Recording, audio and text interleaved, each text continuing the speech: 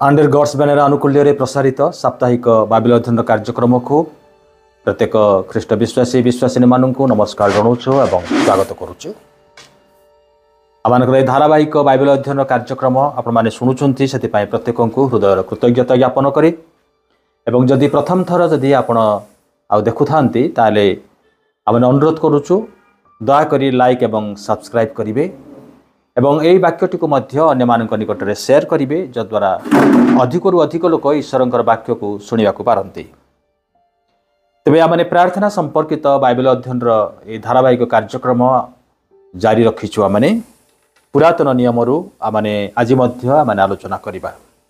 आमने आसु आमने खोलिबा आमने गणना पुस्तक 24 अध्याय आमने 10 रु 13 पद आमने पढ़ा। गणना पुस्तक नंबर्स चैप्टर 24 10 to 13 10 रु 13 पद मु पढ़ुची। एथिरे बिलियम विरुद्ध रे बालाकंक क्रोध प्रज्वलित हैला। तहु से आपणा हाथ रे हाथ मारिले। पुणी बालाक बिलियम को कहिले आंभे आपणा शत्रु माननकु साप देवा पई तुंभकु डाकिलु।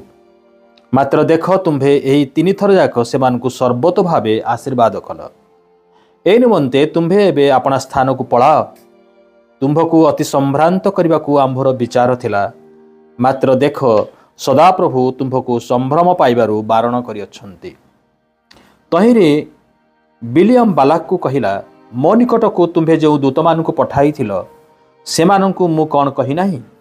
जेबे बालाक सुना रूपारे पूर्ण अपना गृह मते देव तेबे मु अपना इच्छा रे भल कि मंद करिबा पई सदाप्रभु वाक्यर बाहर जाई न पारे।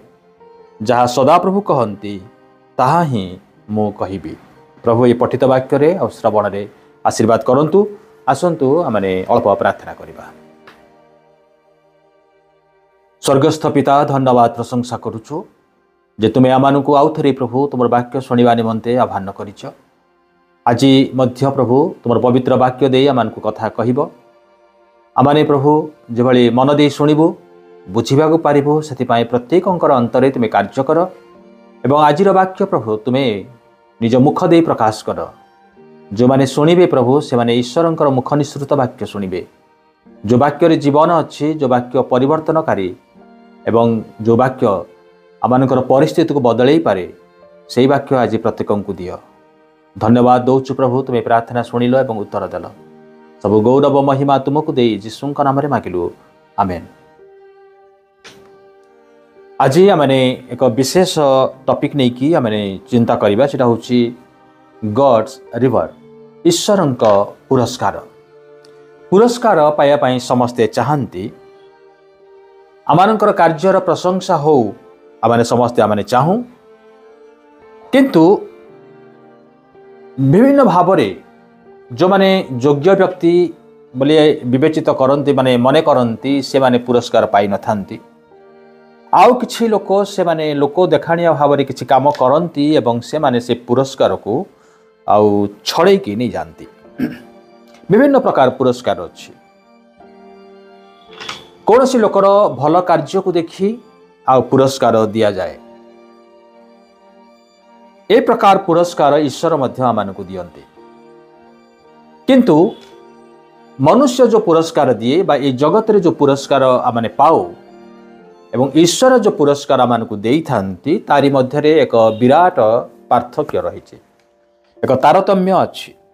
आउ मनुष्यर पुरस्कार एवं ईश्वरंकर पुरस्कार मध्य रे जो पार्थक्य अच्छी आउ ताकु मध्य आमने अल्परे आमने चिंता करिबा। माने बेले बेले आमानकर उत्तम कार्य पाई आमने अपेक्षा करू जदि केही मते प्रशंसा करिवे बा मु आज निश्चित भाव में पुरस्कार मु पाइबी। किंतु एई जो मनोभाव पुरस्कार पाइबार मनोभाव हेतु जदि आमने कौन सी कार्य करू ताहा किंतु उचित नुहे। आमने भल कार्य करू समस्त ठारू हुए तो आमने सर्वोत्तम हो आमने आउ सेटा जदि रिकॉग्नाइज करा जाए आउ लोक माने जदि पुरस्कार दियंती आउ ताहा पाइबा उचित ग्रहण करिया मध्ये उचित। किंतु ए भली जो माने करंती जे मु पुरस्कार पाइबा पाई ए काम करिबी नहले मु करिबी नाही, एई जो मनोभाव आउ ताहा किंतु उचित नुहे। आज आम जो वाक्यटी आम पढ़िलु ये विलियम विषय लिखा अच्छी। विलियम आउ से यही समय रे से परीक्षार सम्मुखीन हेले। गोटे पट तांकर इच्छा अच्छी जे मोयाबर राजा बालाक तांको जो पुरस्कार देवाई से घोषणा करिसेंती बा प्रतिज्ञा करिसेंती आउ ताहा मध्य से हाथ छड़ा करि परिबे नै। जदि आमने गणना 22 अध्याय माने पढ़िबा 22 अध्याय 16 रु 18 पद लेखा अछि। तहु से माने विलियम निकट को आसी ताहाकू कहिले, सिपर पुत्र बालाक एई कथा कहंती, आंभे विनय करूअछु आंभ कतिके आसीबाकू तुम्भे निवारित हुआ नाही, कारण आंभे तुम्भको संभ्रम देई महासंभ्रांत करिबा, पुणी जहा तुम्भे आंभको कहिब आंभे ताहा करिबा, एणु विनय करूअछु आस आंभ निमंते एही लोकमानंकु शाप दिय। एथिरे विलियम उत्तर देई बालाकंक दासमानंकु कहिला, यद्यपि बालाक रूपा और सुनारे परिपूर्ण आपणा गृह मते दियंती, तथापि उणा कि अधिक करिबाकू मु आपणा परमेश्वर सदाप्रभुंक वाक्यर बाहारे जाई पारे नाही। यही कथा से कहीदेले जे से जाई परिबे नाही बा ए भली कोनोसी विषय से करिवे नाही, ए भली कोनोसी विषय से कहिबे नाही जहा सदाप्रभु परमेश्वर अनुमति न दियंती। यद्यपि बालाक मोयाबर राजा बालाक से तांकू मोटा अंकर आउ पैसा सुना रूपा गहना इत्यादि देवा पाई से प्रतिज्ञा करुचंती, तुमे जदि इस्राएल मानंकू आउ अभिशाप देव ताहेले मो तुम पाई ए सबु विषय करिबी। अब ए मोटा अंकर पुरस्कार देखी विलियम आउ से चाहूतिले जे करिवे किछि ए भली किछि काम करिवे, ए भली किछि कार्य करिवे, जदिओ से प्रकाश करूनाहांती खोलाखोली भावरे, किंतु तांकर कार्यकलाप रे आमाने से देखुछु आमाने जे से जदि चाहू नथिले ताहेले काहेकि आउ से बालाक पाखकू आसिले, काहेकि आउ से 3 थर स्थान परिवर्तन करुचंती जे या परे सेठी जिबा ता परे सेठी जिबा, काले हुए तो प्रभु मो कथा सुनिबे। से जानिचंती जे प्रभु चाहंती नाही। आपण माने हुए तो आउ जानिथिबे जे जतेबेले से गध पिठी रे बसिकी बाहरी छंती आउ सेतेबेले दूत हाथ रे गोटे खड्ग धरिकी से छिड़ा हिचंती। विलियम देखि पारुना हंती, किंतु गध देखि पारिले जे दूत छिड़ा हिचंती। आउ से जीवा पाई चाहिले नाही, से फेरी आसुचंती। 3 थर जाक गध जतेबेले मोड़िकी आसिले आउ सेतेबेले विलियम क्रोध कले एवं से गध को मारिले। आ जतेबेले गध को बाड़ीले आउ से गध रो मुख सदाप्रभु खोलीदेले एवं से मनुष्य परी कथा कहिला।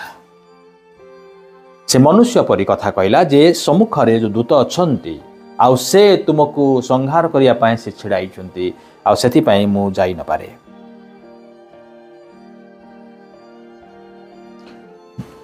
गणना 22 रो आउ 22 पदरे एथिरे से जीवा सकाशु परमेश्वरଙ୍କ क्रोध प्रज्वलित हैला। पुणी सदाप्रभुଙ୍କ दूत ताहार शत्रु रूपे पथ मध्य ठिया होई रहिले। सेतेबेले से आपणा गर्दभी उपरे चढ़ी जाउथिला ओ ताहार 2 दास ताहा संगरे थिले। दूत कहिले, जदि से गधटी रही न थांता तेबे से हुए तो ताहाकू बद्ध करिथान्ते। विलियम ईश्वरଙ୍କର आज्ञा न मानिबारु निजर भूल को से वर्तमान बुझी पारुछंती। मनरे इच्छा अछि जे बालाक ठारू आउ किछि से पैसा पत्र पाइबे, आउ धनी हेबे, से संभ्रांत हेबे, पुरस्कार पाइबे। आउ सेथि पई जदिओ से चाहूना हंती, किंतु भितरे तांकर ए प्रलोभनटा आसी जाइछि। आमानकर जीवन रे मध्य एई भली आउ किछि आमानकर जीवन रे आसे। आमाने जानु आमानकर विवेक बाधा दिए जे एई काम करिबा उचित नुहे बा सेठी के जीवा उचित नुहे, किंतु भितरे गोटे प्रलोभन आसे, परीक्षा आसे। जदि मु जाए केही जानि परिबे नाही, मु किछि पैसा पाइबी, किछि अर्थ मोर लाभ हबो, आउ जदि अर्थ लाभ हबो सेथिरे पुणी कोन क्षति अछि। ईश्वर चाहंती नाही आमाने जानु, सेई स्थानटी भल नाही, सेई लोक माने भल नुहंती, ताहा मध्य आमाने भल भावरे आमाने जानु, बा जो कार्य करिया पई आमानकु डका जाईछि से कार्य मध्य भल नुहे एइडा मध्य आमाने जानु। किंतु मन मध्यरे जतले प्रलोभन आसे जे केही जानि परिबे नाही, आउ मु किछि लाभ पाइबी, अर्थ पाइबी, पुरस्कार पाइबी, आउ लोक माने चली जानती, लांच नियंती एवं से कार्य करिया पई से माने चली जानती। जिरिमिया 17 ଅଧ୍ୟାୟ 9 ଏବଂ 10 ପଦରେ ଯେରେମିୟା ସେଥିପାଇଁ କହିଲେ, ଅନ୍ତଃକରଣ ସବୁଠାରୁ କପଟମୟ ଓ ଅପ୍ରତି କାର୍ଯ୍ୟ ରୂପେ ପୀଡ଼ିତ, କିଏ ତାହା ଜାଣିପାରେ? ଆମ୍ଭେ ସଦାପ୍ରଭୁ ପ୍ରତ୍ୟେକ ମନୁଷ୍ୟକୁ ତାହାର ଆଚରଣ ଅନୁସାରେ ତାହାର କର୍ମର ଫଳ ଦେବା ପାଇଁ ଅନ୍ତଃକରଣ ଅନୁସନ୍ଧାନ କରୁ। ଆମ୍ଭେ ମର୍ମ ପରୀକ୍ଷା କରୁ। ସଦାପ୍ରଭୁ ସେ ଆମମାନଙ୍କର ଭିତରର କଥା ସେ ଦେଖନ୍ତି। ଆମମାନେ ବାହାରେ ଯାହା କହୁ ହୁଏତ ଭିତରେ ତାର ବିପରୀତ ଅଛି, କିନ୍ତୁ ସଦାପ୍ରଭୁ ସେ ଭିତରର କଥା ସେ ଦେଖନ୍ତି। ସେ ମର୍ମ ପରୀକ୍ଷକ ଅଟନ୍ତି। ସେଥି ନିମନ୍ତେ ଯେତେବେଳେ ଆମେ ପ୍ରାର୍ଥନା କରୁ, ଆଉ ଆମମାନଙ୍କର ପ୍ରାର୍ଥନା କିଭଳି ତାହା ମଧ୍ୟ ସେ ଜାଣନ୍ତି। ଯେ ଆମେ ଲୋକ ଦେଖାଇବା ପାଇଁ ପ୍ରାର୍ଥନା କରୁଛୁ, ଲୋକମାନଙ୍କୁ ସନ୍ତୁଷ୍ଟ କରିବା ପାଇଁ ପ୍ରାର୍ଥନା କରୁଛୁ, ନା ମୁଁ ଈଶ୍ୱରଙ୍କ ନିକଟରେ ଛିଡ଼ା ହେଇ ମୁଁ ଈଶ୍ୱରଙ୍କ ନିକଟରେ ମୁଁ ପ୍ରାର୍ଥନା କରୁଛି। ଈଶ୍ୱରଙ୍କ ସହିତ ମୋର ଆଦାନ ପ୍ରଦାନ ଚାଲିଛି। ପ୍ରଭୁ ଯୀଶୁ ତାଙ୍କର ପାର୍ବତ୍ୟ ଉପଦେଶରେ ମାଥ୍ୟୁ 6 ଅଧ୍ୟାୟ 1-4 ପଦରେ ସେ କହିଲେ, ଲୋକ ଦେଖାଇବା ପାଇଁ ସେମାନଙ୍କର ସାକ୍ଷାତରେ ଯେପରି ଧର୍ମକର୍ମ ନ କର, ଏଥିପାଇଁ ତୁମ୍ଭେମାନେ ସାବଧାନ ହୋଇଥାଅ। ନଇଲେ ତୁମମାନଙ୍କ ସ୍ୱର୍ଗସ୍ଥ ପିତାଙ୍କ ନିକଟରେ ତୁମମାନଙ୍କର ପୁରସ୍କାର ନାହିଁ। ପୁରସ୍କାର ଆମମାନେ ହରେଇବା। ଯଦି ଆମମାନଙ୍କର ଧର୍ମକର୍ମ ଲୋକଙ୍କୁ ଦେଖାଇବା ପାଇଁ, ଲୋକଙ୍କୁ ସନ୍ତୁଷ୍ଟ କରିବା ପାଇଁ ହୁଏ, ତାହେଲେ ଆମମାନଙ୍କର ପୁରସ୍କାର ନାହିଁ। 2 ପଦରେ, ଏଣୁ ଦାନ କରିବା ସମୟରେ କପଟିମାନଙ୍କ ପରି ନିଜ ସମ୍ମୁଖରେ ତୁରି ବଜାଅ ନାହିଁ। ସେମାନେ ଲୋକମାନଙ୍କ ଠାରୁ ଗୌରବ ପାଇବା ପାଇଁ ସମାଜ ଗୃହରେ ଓ ଦାଣ୍ଡରେ ସେ ପ୍ରକାର କରନ୍ତି। ମୁଁ ତୁମମାନଙ୍କୁ ସତ୍ୟ କହୁଅଛି, ସେମାନେ ଆପଣା ଆପଣା ପୁରସ୍କାର ପାଇ ଅଛନ୍ତି। ଓକେ, ସେମାନେ ଜଗତର ମାନ ସମ୍ମାନ ପାଇଛନ୍ତି ବା କାହାର ପୁରସ୍କାର ସେମାନେ ଛଡ଼େଇକି ନେଇଛନ୍ତି, ଛଳରେ ସେମାନେ ପୁରସ୍କାର ପାଇଛନ୍ତି। କିନ୍ତୁ ତୁମ୍ଭେ ଦାନ କରିବା ସମୟରେ ତୁମ୍ଭର ଦକ୍ଷିଣ ହସ୍ତ କ'ଣ କରୁଅଛି, ତାହା ତୁମ୍ଭର ବାମ ହସ୍ତ ନ ଜାଣୁ, ଯେପରି ତୁମ୍ଭର ଦାନ ଗୋପନରେ ହେବ, ଆଉ ତୁମ୍ଭର ପିତା ଯେ ଗୋପନରେ ଦେଖନ୍ତି ସେ ତୁମ୍ଭକୁ ଫଳ ଦେବେ। ତାହେଲେ ଧର୍ମକର୍ମ ଯେତେବେଳେ ଆମେ କରୁ, ପୁରସ୍କାର ପାଇବା ପାଇଁ ନୁହେଁ। ଅନ୍ୟ ବାକ୍ୟରେ କହିବା ପାଇଁ ଗଲେ ଆମମାନଙ୍କର ଧର୍ମକର୍ମ ପାଇଁ ମଧ୍ୟ ପୁରସ୍କାର ଅଛି। ଆମମାନଙ୍କର ଉତ୍ତମ କାର୍ଯ୍ୟର ମଧ୍ୟ ପୁରସ୍କାର ପ୍ରଭୁ ଦିଅନ୍ତି। କିନ୍ତୁ ସେଇ କାର୍ଯ୍ୟରେ ଯେତେବେଳେ ଆମେ ଲୋକଙ୍କୁ ସନ୍ତୁଷ୍ଟ କରିବା ପାଇଁ ବା ଲୋକଙ୍କୁ ଦେଖାଇବା ପାଇଁ ଯେତେବେଳେ ଆମେ କରୁ, ସେତେବେଳେ ସ୍ୱର୍ଗସ୍ଥ ପିତା ଆମମାନଙ୍କୁ ପୁରସ୍କାର ଦେଇନଥାନ୍ତି। ଜଗତର ପୁରସ୍କାର ଏବଂ ଈଶ୍ୱରଙ୍କର ପୁରସ୍କାର ମଧ୍ୟରେ ଏହା ହେଉଛି ଏକ ବଡ଼ ବ୍ୟବଧାନ। ଜଗତର ପୁରସ୍କାର କ୍ଷଣକାଳ ସ୍ଥାୟୀ, ସୀମିତ, କିନ୍ତୁ ଈଶ୍ୱରଙ୍କର ପୁରସ୍କାର ଅସୀମ ଏବଂ ଅନନ୍ତ କାଳ ପାଇଁ।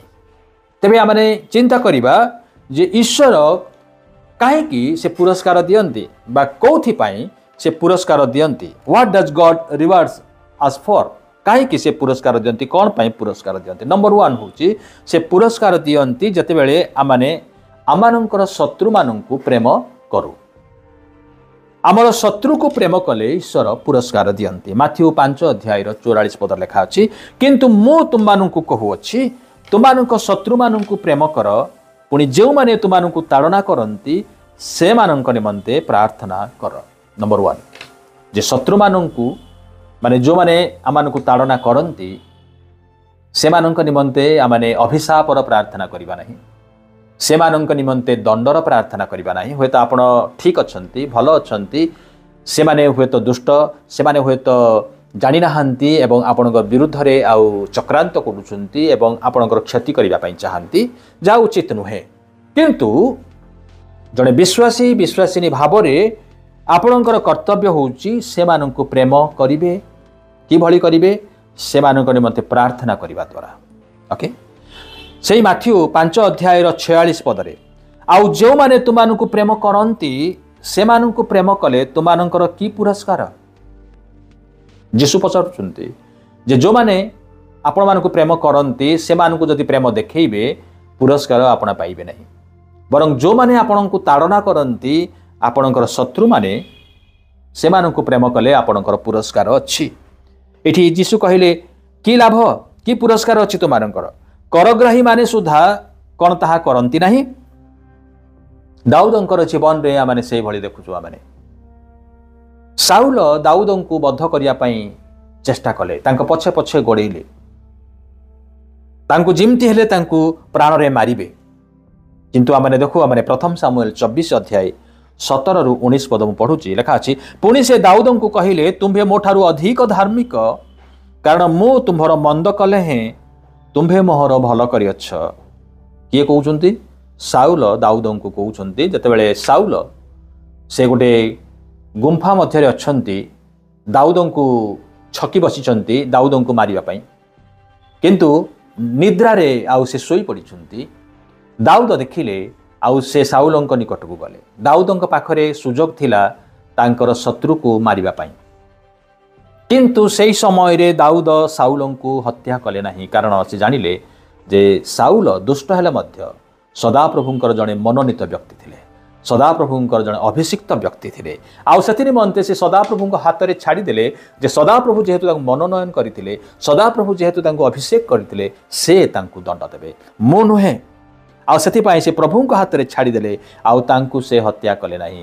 ସାଉଲ ଯେତେବେଳେ ଜାଣିପାରିଲେ ଯେ ଦାଉଦଙ୍କର ସୁଯୋଗ ଥିଲା ତାଙ୍କୁ ହତ୍ୟା କରିବା ପାଇଁ, ପ୍ରତିଶୋଧ ନେବା ନିମନ୍ତେ, କିନ୍ତୁ ଦାଉଦ କରିନାହାନ୍ତି। ଆଉ ସେତେବେଳେ ସେ ଦାଉଦଙ୍କୁ କହୁଛନ୍ତି, ତୁମ୍ଭେ ମୋ ଠାରୁ ଅଧିକ ଧାର୍ମିକ, କାରଣ ମୁଁ ତୁମ୍ଭର ମନ୍ଦ କଲେ ହେଁ ତୁମ୍ଭେ ମୋର ଭଲ କରିଅଛ। ତୁମ୍ଭେ ମୋ ପ୍ରତି କିପରି ଉତ୍ତମ ବ୍ୟବହାର କରିଅଛ ତାହା ଆଜି ପ୍ରକାଶ କରିଅଛ, କାରଣ ସଦାପ୍ରଭୁ ମୋତେ ତୁମ୍ଭ ହସ୍ତରେ ଦେଲେ ହେଁ ତୁମ୍ଭେ ମୋତେ ବଦ୍ଧ କଲ ନାହିଁ। ମନୁଷ୍ୟ ଆପଣା ଶତ୍ରୁକୁ ପାଇଲେ ସେ କ'ଣ ତାକୁ ଭଲରେ ଯିବାକୁ ଦେବ? ଏଣୁ ଆଜି ତୁମ୍ଭେ ମୋ ପ୍ରତି ଯାହା କରିଅଛ ତହିଁ ଲାଗି ସଦାପ୍ରଭୁ ତୁମ୍ଭକୁ ଉତ୍ତମ ପୁରସ୍କାର ଦେଉନ୍ତୁ। ଈଶ୍ୱର ଦାଉଦଙ୍କୁ ପୁରସ୍କାର ଦେଲେ, ଯୁଦ୍ଧରେ ସେ ବିଜୟୀ ହେଲେ, ସେ ରାଜ୍ୟ ଜୟ କଲେ, ରାଜ୍ୟକୁ ବିସ୍ତାର କଲେ। ସେ ଈଶ୍ୱର ଆମମାନଙ୍କର ଧାର୍ମିକତା ଓ ବିଶ୍ୱସ୍ତତା ପାଇଁ ମଧ୍ୟ ପୁରସ୍କାର ଦିଅନ୍ତି। ପ୍ରଥମ ବିଷୟ, ଈଶ୍ୱର ଶତ୍ରୁମାନଙ୍କୁ ପ୍ରେମ କଲେ ସେ ପୁରସ୍କାର ଦିଅନ୍ତି। ଦ୍ୱିତୀୟ ବିଷୟ ହେଉଛି ଈଶ୍ୱର ଆମମାନଙ୍କର ଧାର୍ମିକତା ଆଉ ବିଶ୍ୱସ୍ତତା ପାଇଁ ମଧ୍ୟ ପୁରସ୍କାର ଦିଅନ୍ତି।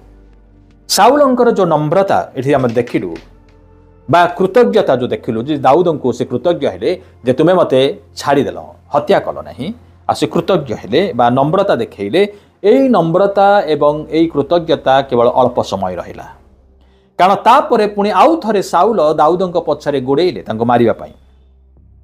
ଯଦ୍ୟପି ସାଉଲ ତାଙ୍କର ପାପ ସ୍ୱୀକାର କରୁଛନ୍ତି, ମୁଁ ପାପ କରିଛି, ମୁଁ ଭୁଲ କରିଛି, ତଥାପି ପୁଣି ସେ ଆଉ ଥରେ ସେଇ କାର୍ଯ୍ୟକୁ ସେ ଦୋହରଉଛନ୍ତି। ଆଉ ଥରେ ଦାଉଦଙ୍କୁ ମାରିବା ପର୍ଯ୍ୟନ୍ତ, ମାନେ ମାରିବା ପାଇଁ ସେ ଆଉ ଚୁପ୍ ରହୁନାହାନ୍ତି। ଆମେ ପ୍ରଥମ ସାମୁଏଲ 26 ଅଧ୍ୟାୟର 23-25 ପଦ ଲେଖା ଅଛି, ପୁଣି ସଦାପ୍ରଭୁ ପ୍ରତ୍ୟେକ ମନୁଷ୍ୟକୁ ତାହାର ଧାର୍ମିକତା ଓ ବିଶ୍ୱସ୍ତତା ପ୍ରମାଣେ ଫଳ ଦେଉନ୍ତୁ।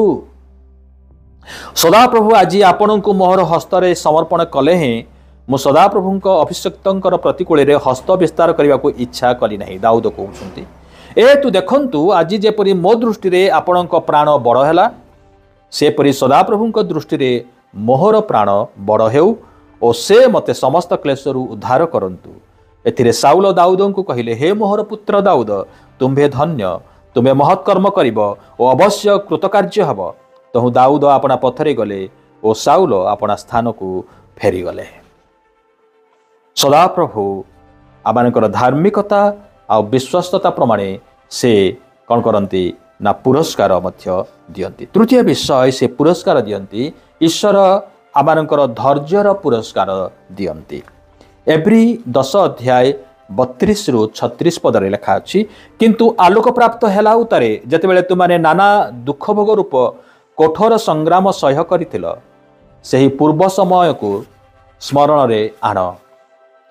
ଏକ ଦିଗରେ ତିରସ୍କାର ଓ କ୍ଲେଶ ଦ୍ୱାରା କୌତୁକାସ୍ପଦ ହୋଇଥିଲ, ଅନ୍ୟ ଦିଗରେ ସେହି ପ୍ରକାର ବ୍ୟବହାର ପାଉଥିବା ଲୋକମାନଙ୍କର ସହଭାଗୀ ହୋଇଥିଲ, କାରଣ ତୁମାନେ ବନ୍ଦୀମାନଙ୍କ ସହିତ ଦୁଃଖ ଭୋଗ କରିଥିଲ।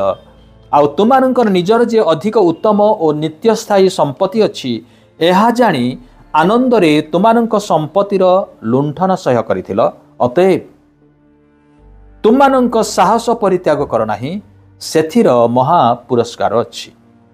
ଯେଣୁ ତୁମାନେ ଯେପରି ଈଶ୍ୱରଙ୍କ ଇଚ୍ଛା ସାଧନ କରି ପ୍ରତିଜ୍ଞାର ଫଳ ପ୍ରାପ୍ତ ହୋଇପାର, ଏଥିନିମନ୍ତେ ତୁମାନଙ୍କର ଧୈର୍ଯ୍ୟଶୀଳ ହେବା ପ୍ରୟୋଜନ। କିଛି ପୁରସ୍କାର ଏହି ଜଗତରେ ଆମେ ପାଇବା, କିନ୍ତୁ ଆଉ କିଛି ପୁରସ୍କାର ସ୍ୱର୍ଗରେ ଆମେ ପାଇବା।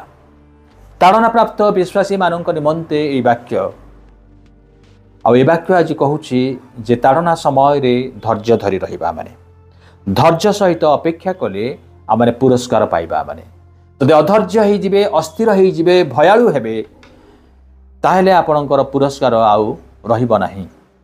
जो माने शेष पर्यंत धैर्य धरी रहिबे से माने परित्राण पाइबे। शेष रे आ गोटे विषय कहूची जे आमनकर पुरस्कार सदा प्रभु परमेश्वर अटंती। God is our reward.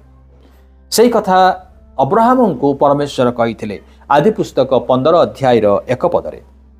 सही घटना उत्तरे दर्शन द्वारा सदाप्रभुंकर वाक्य अब्राम को निकटरे उपस्थित हैला।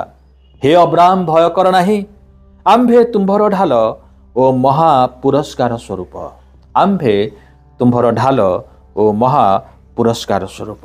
कौ समय रे जतेबेले अब्राहम से सदम एवं गमोरार राजा ठारू पुरस्कार पाइबाकू मना करदेले। कहीं ना सदम गमोरार लोक मानू बंदी करिकिरी निया जाइतिला। आउ से समय रे अब्राहम सेमानक सहित लड़ी सेमानकू फेरई आनिले, सेमानकर लुटित द्रव्य को मते फेरई आनिले। आउ सेतेबेले ए सदम एवं आउ गमोरार जो राजा थिले आउ से तांकू कहिले जे तुम लुटित द्रव्य गुड़िक तुम्हें रख। किंतु अब्राहम कहले ना मु रखिबी नहीं, काले तुम्हें कहब जे मोर टंका पैसा रे तुम्हें धनी हो गल, तुमर कौन थिला आगुरु नहीं कि। आ सेथि पई आउ से आउ नेले नहीं। अब्राहम मना करदेले। जतेबेले से आपना पुरस्कार द्वारा जतेबेले आपना पुरस्कार नेबा द्वारा आपण को से कामटी करने को ही पड़ो बाध्यतामूलक भाव में, कारण आप किसी पाई जदिओ आपणकर बाधा माने विवेक बाधा दूची। पुरस्कार अनेक समय फांद स्वरूप हो जाए। जहाँ आपण करने को चाहती नहीं, जहाँ आपणकर कर उचित नुहे, से गुड़िक आपण करने बाध्य हो जाती। पुरस्कार बांधि पकाए। आ सेथिपई अब्राहम से कौन सी पुरस्कार ग्रहण कले नहीं।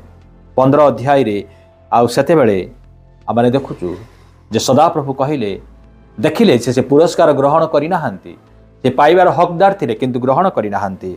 आउ सेते बेले सदाप्रभु निजे कहउछंती, हे अब्राहम तुमे भय कर नाही, कौन से विषय रे भय कर नाही, कारण आम्भे तुम्हर पुरस्कार स्वरूप। केवल पुरस्कार नुहे, महा पुरस्कार स्वरूप। अब्राहम चिंता करुथिले तांकर घर मध्य नाही, बासगृह नाही, परमानेंट किछि एड्रेस तांकर नाही, किए बा तांकर संपत्तिर अधिकार पाइबा पई तांकर कौन पुत्र संतान मध्य नाहांती। एपरि समय रे सदाप्रभु कहउछंती, आम्भे तुम्भर ढाल ओ महा पुरस्कार। गीत संहिता 73 25 एवं 26 पद रे लिखा जे, स्वर्ग रे तुम्भ बिना मोहर आउ किए अछि, ओ भूमंडल रे तुम्भ छड़ा आउ काहाकू मु बांछा करू नाही। मोहर मांस उचित क्षय पाउछि, मात्र परमेश्वर अनंत काल मो चित्तर बल ओ मोहर बांट स्वरूप अटंती। एटा होची आसफंकर लेखार गीत। से दुष्ट मानकर समृद्धि देखिले एवं ईर्षान्वित हेले। पुणी देखिले जे सेही समय रे धार्मिक माने क्लेश भोगुचंती, दुख माने दुखर परिस्थिति मध्य अछंती। काहेकि एभली होउची आ से बुझी पारु नाहंती। किंतु जतेबेले से देखिले जे दुष्ट माने होय तो समृद्धि रे अछंती, सेमानकर किछि रोग नाही, किछि नाही, सब ठीक ठाक चलीची। किंतु जतेबेले सेमानकर शेष परिणाम देखिले आउ कहिले सेमानकर पाद खसड़ा स्थान रे अछि, केतेबेले खसी जीव आउ सेमाने आउ रहिबे नाही। आउ सेतेबेले से कहिले, मात्र परमेश्वर अनंत काल मो चित्तर बल ओ मोहर बांट स्वरूप। God is my portion. सदा प्रभु मो भागरे पड़ी। संपत्ति बाड़ी जगतर सुना रूपा गहना हुए तो मो पाखरे नहीं, किंतु सदा प्रभु मो भागरे पड़ी। से कथा से गीत रचक कहले, से आमानकर वास्तव पुरस्कार। आपण पाखरे टंका अच्छी, आपण पाखरे सुना अच्छी, कार अच्छी, हुए तो सब किछि अच्छी, किंतु सदा प्रभु जदि नाहंती, से जदि आपण सहित नाहंती, एगुड़िक केते काल आज अच्छी काली आउ नथिबो, सब चली जीवो। किंतु स्वर्गर परमेश्वर जदि आपणक सहित अछंती से जदि आपणक भागरे पड़िछंती से जदि आपणकर महापुरस्कार से जदि आपणकर ढाल ताहेले आपणकर ए जगत रे किछि अछि बा न अछि सेईटा आ कोनोसी बड़ विषय नुहे। तेणु प्रभु को आम धन्यवाद देवा जे प्रभु आमानक निमंते से पुरस्कार रखिछंती किंतु आमने परीक्षा करिबा जे मोर कि प्रकार मनोभाव नहीं कि मु कार्य करुचे मु जा धर्म कर्म करुचे बा प्रार्थना करुचे मु दान दउची ए सब लोक देखैबा पई लोकंक ठारो प्रशंसा पाइबा पई ना ईश्वर मते पुरस्कार देबे सेथि पई। प्रभु आपनको कथा कहिछंती प्रभु आपनको मध्य कहि नेबे। प्रभु आशीर्वाद करंतु आसंतु आमने प्रार्थना करिबा। प्रेमी स्वर्गस्थ पिता आमने धन्यवाद दउचु जे जगत रे प्रभु अनेक प्रलोभनर विषय अछि लोक माननकु ताहा बांधी पकाए एवं प्रभु जहाँ से माने करवा उचित नुहे से गुड़िक करती लांच नियंती लोक माने एवं मंद कार्य करती किंतु से गुड़िक केते काल से माने नहीं पारंती नहीं प्रभु से गुड़िक जगत रे रही जाए किंतु जो माने तुम निमंते धर्मकर्म करती धार्मिकता एवं विश्वस्तता रे गमन करती से माने तुमर पुरस्कार पाइबे कारण तुमे से मानक भागरे पड़िअछ। प्रभु आमारे धन्यवाद दउचु आमानकु मध्य तुमे आज कथा कहिछ एवं सचेतन करैछ एई वाक्य समस्तंक अंतरे कार्य करू सब महिमा गौरव तुमको देई यीशुंक नाम रे मागिलु आमेन। Praise the Lord. समस्तंको नमस्कार।